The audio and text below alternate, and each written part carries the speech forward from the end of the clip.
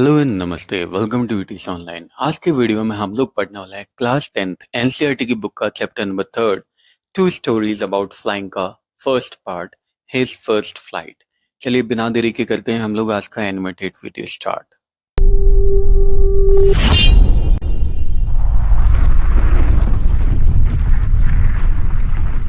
Chapter के starting में हमें दिखाई देता है एक यंग सीगल है, यानी छोटा सीगल है। सीगल एक बर्ड होता है जो कि माउंटेन पे अकेला खड़ा हुआ है। क्यों अकेला खड़ा हुआ है? क्योंकि इसके दोनों जो ब्रदर और सिस्टर है वो ऑलरेडी फ्लाई कर चुके थे पिछले दिन ही, लेकिन इसे तो फ्लाई करने में डर लग रहा था किसी तरीके से। फिर भी इस बेचारे ने ट्राई किया, थोड़ा सा रन लेकर आगे जाता है, लेकिन जैसे ही कॉर्नर पे पहुंचता है और अपने नीचे फैला हुआ, मतलब माउंटेन से नीचे फैला हुआ समुद्र देखता है जो कि काफी दूर तक फैला हुआ था, इस बेचारे को डर लग जाता है। और फिर ये उसके बाद में फ्लाई कर ही नहीं पाता, क्योंकि इससे डर लगता है कि अगर इसके विंग्स इसको सपोर्ट नहीं किए तो, मतलब अगर इसके पंखों ने इसका सपोर्ट नहीं किया तो ये नीचे गिर के मर जाएगा। तो ये अपना सिर घुमाता है और वापस उसी प्लेटू पे जाके बैठ जाता है।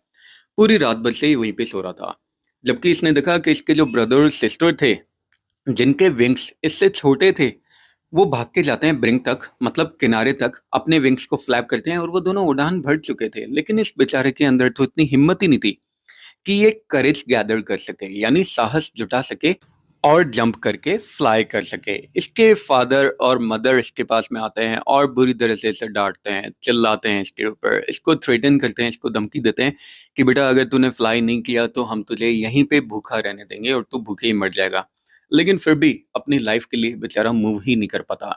अभी जो इंसिडेंट मैंने आप लोगों को बताया, यह आज से 24 आवर्स पहले का इंसिडेंट है।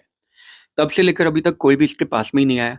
पिछले पूरे दिन भर से इसने देखा इसके जो पेरेंट्स थे वो इसके ब्रदर और सिस्टर को हर एक फ्लाइंग टेक्निक में परफेक्ट कर रहे थे। उनको सिखा रहे थे किस तरीके से स्किम करते हैं, किस तरीके से फिश के लिए डाइव करते हैं।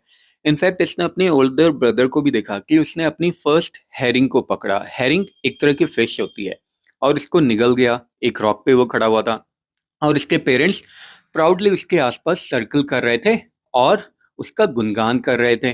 पूरी मॉर्निंग से इसकी पूरी की पूरी फैमिली इसके सामने वाले प्लेटू की तरफ बैठी थी, यानी सामने वाले प्लेटू के ऊपर बैठी हुई थी और इसके कवर्ड स्किल्स को टॉन्ट कर रही थी, यानी इसकी कायरता के लिए इसके ऊपर टॉन्ट मार रही थी। अब तो दोपहर भी हो चुकी थी, सूरज भी स्काई में ऊपर आ चुका था और एकदम तेजी से चमक रहा था। सन की जो हीट थी उसकी वजह से इसको और ज्यादा भूख लग रही थी, क्योंकि पिछले 24 आवर्स से इसने कुछ खाया भी नहीं था, ऊपर से तेज गर्मी, तो बेचारा बुरी तरह से थक चुका था। ये थोड़ा सा आगे की तरफ जाता है ब्रिंक तक, यानी कॉर्नर तक, और वहां पे एक पांव पे खड़ा हो जाता है। दूसरा पांव इसने अपने विंग में हाइड कर लिया था, यानी अपने पंख में छुपा लिया था और अपनी आंख बंद कर लिया। मतलब ये इस तरीके से दिखावा कर रहा था कि जैसे इसे नींद आ रही है, लेकिन फिर भी कोई इसकी तरफ ध्यान ही नहीं दे रहा था। इसने देखा इसके दोनों ब्रदर सिस्टर सामने वाले प्लेटू के ऊपर आराम से नींद ले रहे थे, अपने सिर को अपनी नेक में छुपाकर, और इसके फादर अपने फेदर्स को प्रीन कर रहे थे, मतलब अपने फेदर्स को साफ कर रहे थे अपनी चोंच से, अपनी बीक से। सिर्फ इसकी मदर इसकी तरफ देख रही थी। मदर एक ऊंचे उठे हुए प्लेटू के ऊपर खड़ी हुई थी और सामने की तरफ मदर देख रही थी और एक फिश को टीयर कर रही थी। कितना अच्छा सीन था ना। फिश को इस तरीके से टीयर करने का जो सीन था, उससे तो ये पागल ही हो गया, क्योंकि एक तो बेचारे को भूख भी लग रही थी और इस तरीके से फिश को टीयर करना इसे कितना ज्यादा पसंद था। सो ये जोर जोर से चिल्लाने लग जाता है, अपनी मदर से आवाज लगाने लग जाता है थोड़ा सा खाना इसके पास में लाने के लिए।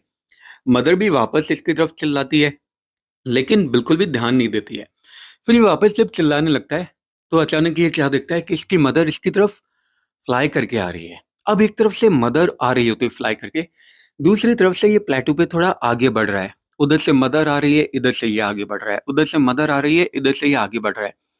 अब जब मदर इसके इतना पास में आ चुकी होती है कि फिश का टुकड़ा इसके पहुंच में ही होता है, अचानक से मदर एक यू टर्न लेती है और इसे कुछ दिखाई नहीं देता, ये सीधा आगे बढ़ता है और प्लेटू से नीचे गिरने लग जाता है और अचानक से बुरी तरह से डर जाता है। इसे ऐसा लगता है जैसे इसकी दिल की धड़कन ही रुक गई, इसको सांस ही नहीं आ रही, ये बुरी तरह से चिल्लाने लग जाता है। लेकिन अचानक थोड़ी देर बाद में ये फील करता है कि इसके पंख अपने आप ही, इसके विंग्स अपने आप ही बाहर की तरफ खुल रहे हैं और अब ये नीचे नहीं गिरा था। इनफैक्ट सामने से आती हुई जो विंड थी, इसके पंख उस विंड को काट रहे थे और ये धीरे धीरे ऊपर उठने लग जाता है। ये एक दो बार अपने विंग्स को फ्लैप करता है और ऊपर हवा में ऊपर उड़ने लग जाता है और खुशी से चिल्लाने लगता है। इसके मदर, फादर, ब्रदर, सिस्टर चारों इसको आके एनसर्कल कर लेते हैं, इसको चारों तरफ से घेर लेते हैं और खुशी से वो लोग भी चिल्लाने लग जाते हैं। उसके बाद में जैसे ही विंग्स को फ्लैप करता है, फिर और ज़्यादा ऊँचा उड़ने लग जाता है। अब इसके मदर, फादर, ब्रदर, सिस्टर सारे के सारे लोग इसके आगे की तरफ फ्लाई कर रहे थे। आगे ये दिखता है, आगे का जो सीन था उसमें इसे वास्ट सी दिखाई देता है, सी एक्सपेंस दिखाई देता है, जो कि मीलों दूर तक फैला हुआ था। इसके बाद तो इसे ऐसा लग रहा था कि जैसे इसको कभी याद ही नहीं था कि ये उड़ान नहीं भर सकता था, यानी फ्लाई नहीं कर सकता था। मतलब इसे ऐसा लग रहा था कि यार फ्लाई करना तो कितना ज़्यादा ईज़ी है। इसके पेरेंट्स और ब्रदर सिस्टर सारे इसके आगे जो ग्रीन फ्लोरिंग होती है उस पे लैंड करते हैं, यानी जो ग्रीन समुद्र हमें दिखाई देता है उसके ऊपर ये लैंड करते हैं और इसे भी इशारा करके बुलाते हैं कि तू भी यहीं पे आ जा। अब जैसे ये उस ग्रीन सी पे लैंड करने वाला होता है, इसके लेग्स उसमें डूबना स्टार्ट हो जाते हैं और ये बुरी तरह से वापस डल जाता है कि यार ऐसे तो मैं डूब जाऊंगा।